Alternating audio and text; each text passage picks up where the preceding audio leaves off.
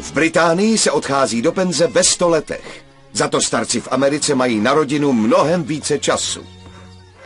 Nechci s tím pomoct, babi? Ale ne, není potřeba. Upekla jsem ovesné kuláčky s rozinkami, co Děkuju, máš babi, rád? za chvilku si vezmu. Babi, můžu, až k tobě přijdu, s sebou někoho vzít? Ale jistě. Děvče? Ne, jmenuje se Stevie. A představ si, je gay. Ano, on je gay. Jo. Co je to gay? To jsme za našich let nevěděli. To snad ne? Ano, slovo gay znamenalo čipera. Muž se ráno probudil, otočil se k ženě a řekl: miláčku, dnes se cítím opravdu gay. A v gay baru seděl s gay muži, koupil si gay porno časopis a vedl gay sexuální život. A o homosexuálech nikoho nic nenapadlo. Vážně? No jo, byly to nevinné časy.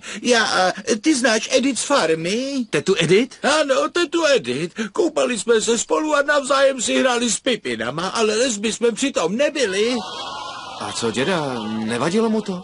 Kde pak? Kde to vůbec ne? Ale každou sobotu, když jsme šli z kostela, mi řekl: Mildred, přijdu až na večeři, musím si skočit na nádraží, zajdu na záchod a ulovím si nějakou pěknou prdýlku.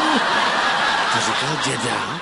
No to víš, dokonce si tam provrtal díru do přepážky, aby mu tam pánové mohli prostrčit pinďoura. A on pak toho pinďoura vzal a šoupnul si ho do kaďáku.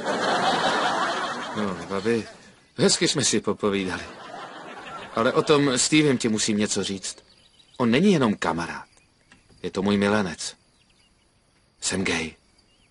Pozna.